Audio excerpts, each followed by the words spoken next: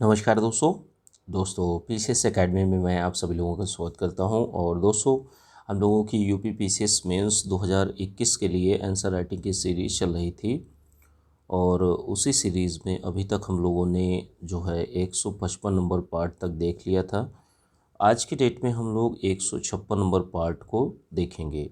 प्रत्येक पार्ट में हम लोग दो प्रश्नों को अच्छी तरीके से देखते हैं। पहला प्रश्न आपका स्टैटिक जीएस का प्रश्न होता है, दूसरा प्रश्न जो होता है आपका करंट अफेयर का प्रश्न होता है। तो दोनों प्रश्नों को आप लोग बेहतर ढंग से लिखने का प्रयास करिए। जो आंसर राइटिंग प्रैक्टिस है अभी से आप लोग स्टार्ट कर दीजिए, क्योंकि देखिए एक एक दिन जो है वो अब निकलता चला जा रहा है और जो भी दिन निकल रहा है वो आपके पूरे जीवन में कभी भी वापस नहीं आने वाला।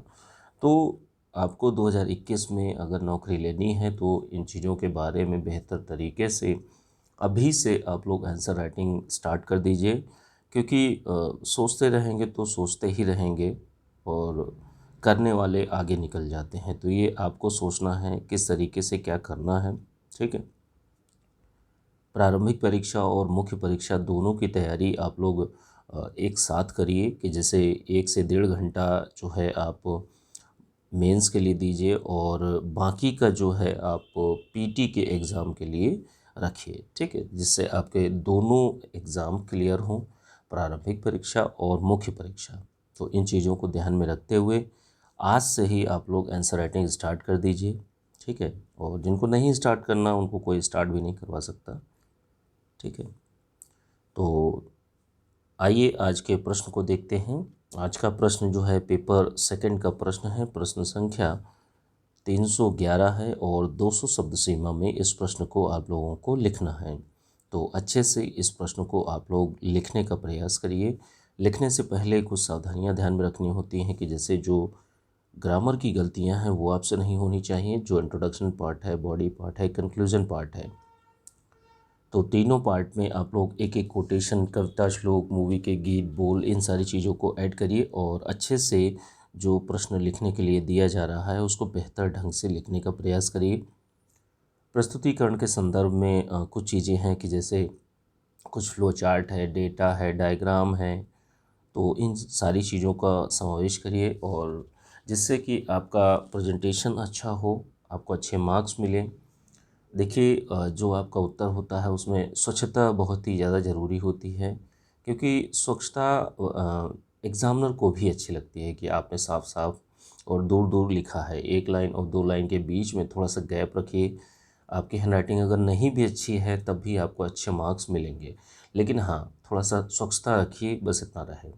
कोटेशंस का उपयोग करिए और अच्छे से प्रश्न को लिखिए। आइए प्रश्न को देखते हैं। प्रश्न क्या है? राज्य के मुख्यमंत्री की नियुक्ति का वर्णन करना है कि जैसे राज्य में मुख्यमंत्री की नियुक्ति किस प्रकार से होती है, सारी चीज़ों को बताना है और इसकी शक्तियों तथा कार्यों का वर्णन करना है। तो सीएम के, चीफ मिनिस्टर के बारे में बताना है। तो देखिए चीफ मिनिस्टर की जो नियुक्ति है वो कौन करता है? वो राज्यपाल करते हैं। कि जैसे मान लीजिए विधानसभा में, विधानमंडल में जो भी बहुमत दल का नेता होता है तो उसी को राज्यपाल जो मुख्यमंत्री पद है, मुख्यमंत्री बनने के लिए बुलाते हैं, ठीक है। अब देखिए राज्य की कार्यपालिका की शक्ति जहाँ तक कही जाती है तो एक नामिक शक्ति जो है वो राज्यपाल के पास में होती है, लेकिन जो कार्यपालिका की वास्तविक शक्ति है वो आपके मंत्रिपरिषद और मंत्रिपरिषद के प्रमुख यानी चीफ मिनिस्टर के पास में होती है। जितनी भी कार्यकारी शक्तियां हैं उनका उपयोग मंत्रिपरिषद के माध्यम से सीएम करते हैं, चीफ मिनिस्टर करते हैं। देखिए मुख्यमंत्री की नियुक्ति राज्यपाल करते हैं और अन्य मंत्रियों की नियुक्ति जो है मुख्यमंत्री की सिफारिश पर राज्यपाल नियुक्त करते हैं, ठीक है। मुख्यमंत्री बताते हैं राज्यपाल को कि भाई इनकी इनकी नियुक्ति करनी है तो उनको नियुक्त किया जाता है। अगर मान लीजिए ऐसी स्थिति बनती है कि जैसे किसी भी प्रकार के किसी भी दल को स्पष्ट बहुमत नहीं है तो राज्यपाल स्वविवेक का प्रयोग करते हुए उसको जो भी लगता है कि हाँ ये फलाना फलाना पार्टी है जो काफ़ी संख्या में हैं तो उनको फिर बुलाता है, तो अपना स्वविवेक का उपयोग करता है।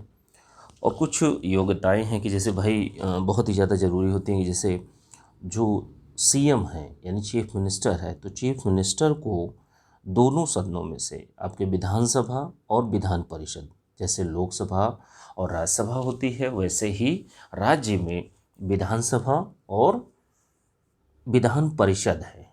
ठीक है, विधानसभा और विधान परिषद, तो इसमें से किसी एक का सदस्य होना चाहिए। यदि नहीं है तो मुख्यमंत्री पद ग्रहण की तारीख से 6 महीने के भीतर उसको सदस्यता लेनी होती है, नहीं तो उसको अपना पद त्याग करना पड़ेगा। तो ऐसी कुछ रिस्ट्रिक्शन है। ठीक है, कुछ योग्यताएं हैं जो मुख्यमंत्री के लिए महत्वपूर्ण बताई गई हैं। अब देखिए, जो मुख्यमंत्री हैं उनके कार्यों को एक एक करके देखते हैं कि जैसे जो चीफ मिनिस्टर जो होते हैं उनकी कौन कौन सी शक्तियाँ, कौन कौन से कार्य होते हैं। तो सबसे पहले कार्य इनका यही होता है कि जितने भी मंत्री होते हैं उनकी नियुक्ति मुख्यमंत्री की सिफारिश पर ही की जाती है। मुख्यमंत्री और क्या करता है कि जैसे जो मंत्रिपरिषद की बैठकें होती हैं तो उनकी अध्यक्षता करता है। जो मंत्रिपरिषद के फैसले होते हैं उनको प्रभावित करता है कि भाई ये चीज़ नहीं, इस तरीके से होनी चाहिए। तो यहाँ पर मुख्यमंत्री का ही बोलबाला रहता है। सभी मंत्रियों, जितने भी मंत्री हैं, उन मंत्रियों के क्रियाकलापों में सहयोग करना, उन पर नियंत्रण लगाना, उनको निर्देश देना और उनका मार्गदर्शन करना, ये सारे के सारे कार्य किसके द्वारा किए जाते हैं? राज्य में मुख्यमंत्री के द्वारा किए जाते हैं। जो मुख्यमंत्री होता है वो राज्यपाल और मंत्रिपरिषद के बीच की संवाद का प्रमुख माध्यम माना जाता है कि जैसे राज्यपाल से कौन बात करेगा और इधर मंत्रिपरिषद से, तो दोनों के बीच में जो कार्य करता है, माध्यम जो होता है, वो आपका चीफ मिनिस्टर ही होते हैं। अब देखिए, कुछ राज्य में कुछ व्यक्तियों की नियुक्ति में जो सीएम है वो परामर्श भी देते हैं राज्यपाल को। नियुक्ति राज्यपाल करते हैं लेकिन सिफारिश की जाती है चीफ मिनिस्टर के द्वारा। जैसे महाधिवक्ता है, राज्य लोक सेवा आयोग के अध्यक्ष हैं, मुख्य जो आपके राज्य निर्वाचन आयोग के आयुक्त हैं, तो इनकी नियुक्ति में सिफारिश की जाती है। किसकी? मुख्यमंत्री की सिफारिश दी जाती है मुख्यमंत्री के द्वारा राज्यपाल को। ठीक है, और क्या होता है कि जैसे राज्यपाल को विधानसभा का सत्र बुलाने के लिए, जैसे उसको लगता है कि भाई सत्र बुलाना चाहिए या सत्र को स्थगित करना है, तो इन सब पर परामर्श कौन देता है? ये आपके चीफ मिनिस्टर देते हैं। यदि मान लीजिए जो विधानसभा है, विधानसभा को विघटित करने की सिफारिश भी जो है आपके मुख्यमंत्री ही राज्यपाल से करते हैं। अब देखिए, विधानसभा में सरकारी नीतियों की घोषणाएं भी आपके चीफ मिनिस्टर ही करते हैं। कौन कौन सी योजनाएं हैं जो क्रियान्वित की जा रही, कौन कौन सी चीज़ें बंद की जा रही, तो इन सारी चीज़ों के बारे में जो जानकारी है वो आपके चीफ मिनिस्टर ही देते हैं। अब देखिए, एक होता है राज्य योजना बोर्ड, तो राज्य योजना बोर्ड के अध्यक्ष होते हैं सीएम। एनडीसी जो होती है राष्ट्रीय विकास परिषद, नेशनल डेवलपमेंट काउंसिल, तो ये इसके सदस्य भी होते हैं चीफ मिनिस्टर। तो ये ओवरऑल में मुख्यमंत्री की शक्तियां एवं कार्य हैं। तो इस प्रश्न को 200 शब्दों में लिखना है। आप लोग बेहतर तरीके से लिखने का प्रयास करिए। इसके पीडीएफ आप लोगों को जो यूपीपीसीएस मेंस 2021 का जो बैच चल रहा है तो उसी में आप लोगों को प्राप्त हो जाएगी। ठीक है, जो लोग भी यूपीपीसीएस मेंस की तैयारी अभी से करना चाहते हैं, 2-2 प्रश्न डेली लिखना चाहते हैं, जीएस के चारों पेपर के नोट्स, हिंदी, एसे और ड्राफ्टिंग, फुल टेस्ट 2018 से जो अभी तक हुआ है, सारी की सारी चीज़ें लेना चाहते हैं तो आप लोग ले सकते हैं। नंबर है आपका 9140085178। इस नंबर पर आप लोग मैसेज करके जानकारी ले सकते हैं। आइए दूसरे प्रश्न में चलते हैं। दूसरा प्रश्न जो है आपका करंट अफेयर का प्रश्न है दोस्तों। करंट अफेयर का प्रश्न है, प्रश्न संख्या 312 है और 125 शब्द सीमा में इस प्रश्न को आप लोगों को लिखना है। देखिए, एक योजना स्टार्ट की गई है केंद्र सरकार के द्वारा, पीएम वाणी। तो पीएम वाणी योजना क्या है, इसके महत्व का वर्णन कीजिए। इस प्रश्न को लिखने से पहले कुछ सावधानियां ध्यान में रखनी होती हैं कि जैसे जो ग्रामर की गलतियां हैं वो आपसे नहीं होनी चाहिए। जो इंट्रोडक्शन पार्ट है, बॉडी पार्ट है, कंक्लूजन पार्ट है, तो तीनों में एक एक कोटेशन, कविता, श्लोक, मूवी के गीत, बोल, इन सारी चीज़ों को ऐड करिए। और जैसे प्रस्तुतिकरण के संदर्भ में, जैसे फ्लो चार्ट है, डायग्राम है, डेटा है, और जो अच्छे शब्द या लाइनें हैं उनको अंडरलाइन भी करिए।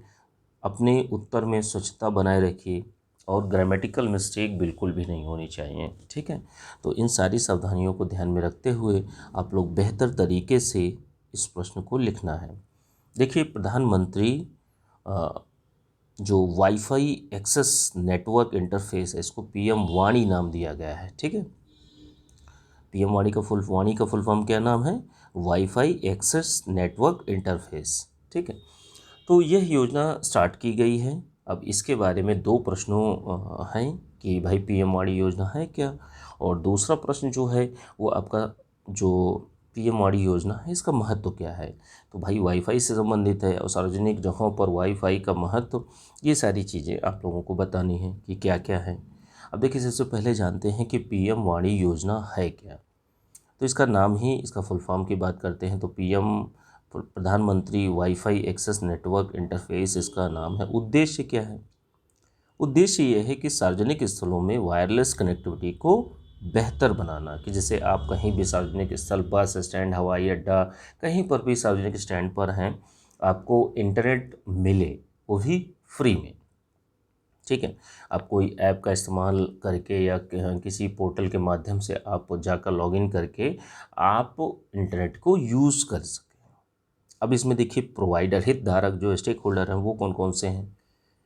तो इसमें देखिए, जैसे पब्लिक डेटा ऑफिस है, एक ऐप प्रदाता हैं कि जो ऐप के माध्यम से जो चीज़ें प्रोवाइड की जाएंगी, इंटरनेट दिया जाएगा।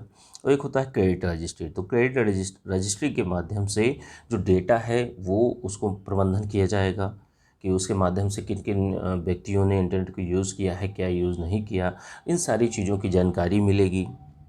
तो ये आपके हितधारक हैं। अब देखिए, इसका उद्देश्य बस इतना ही है कि जो सार्वजनिक स्थल हैं, सार्वजनिक स्थानों पर वाईफाई की, फ्री वाईफाई की सुविधा उपलब्ध कराना, ठीक है। और इसके साथ साथ में कि जैसे आपने देखा होगा कि बहुत सारे व्यक्ति हैं जिनके पास फ़ोन नहीं रहता, ठीक है। बहुत सारे व्यक्तियों के पास में रहता है, लेकिन बहुत सारे व्यक्तियों के पास में नहीं भी रहता। तो पब्लिक फ़ोन पे का राष्ट्रव्यापी एक नेटवर्क बनाना, ठीक है। कहीं पर भी जाकर आपको कॉल करनी है तो आप आराम से कॉल कर सकते हैं।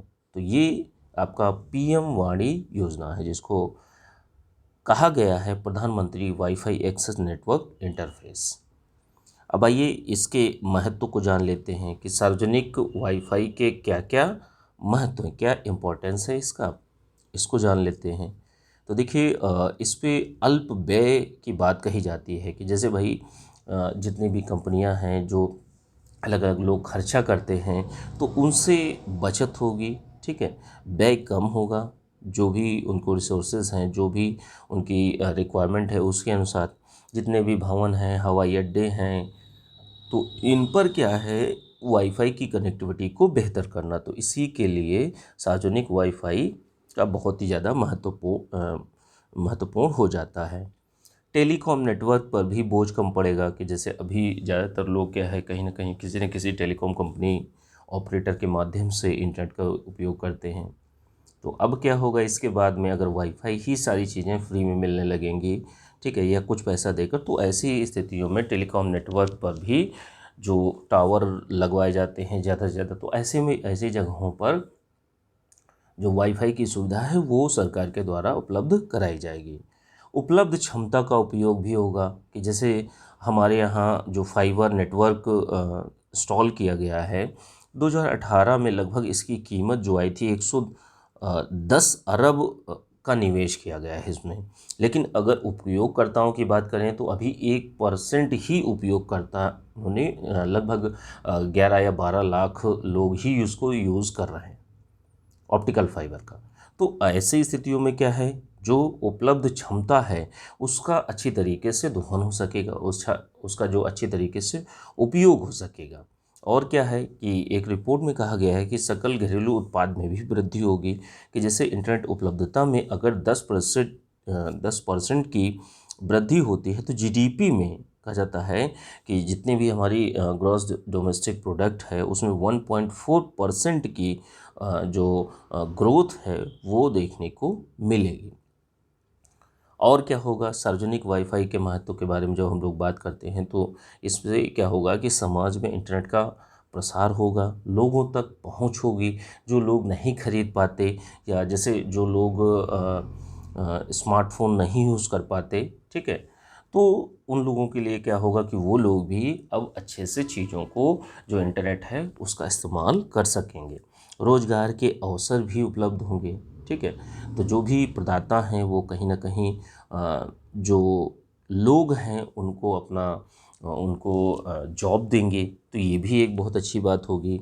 और क्या है, राजकोषीय बचत को भी बढ़ावा मिलेगा। तो सरकार क्या है, कम से कम व्यय में कम करेगी और जो उसको आउटपुट मिलेगा वो अच्छा मिलेगा, ठीक है। तो ये ओवरऑल में सारी की सारी चीज़ें थी इस प्रश्न से संबंधित। तो अच्छे से आप लोग इस प्रश्न को अच्छे तरीके से लिखिए, निष्कर्ष में अपने शब्दों में और भी चीज़ों को बताइए जो भी आपके दिमाग में हो, ठीक है, इस प्रश्न से संबंधित। तो अच्छे से चीज़ों को लिखने का प्रयास करिए। और इसकी पीडीएफ जो है आप लोगों को यूपी पीसीएस मेंस 2021 का जो पेड ग्रुप चल रहा है तो उसी में आप लोगों को दे दी जाएगी। अच्छे से चीज़ों को लिखने का प्रयास करिए, अच्छे से चीज़ों को करिए, ठीक है। जो लोग भी यूपी पीसीएस मेंस 2021 का बैच ज्वाइन करना चाहते हैं तो ज्वाइन कर सकते हैं। नंबर है 9140085178। तो इस नंबर पर आप लोग मैसेज करके जानकारी ले सकते हैं, ठीक है। चलिए ठीक है, थैंक यू।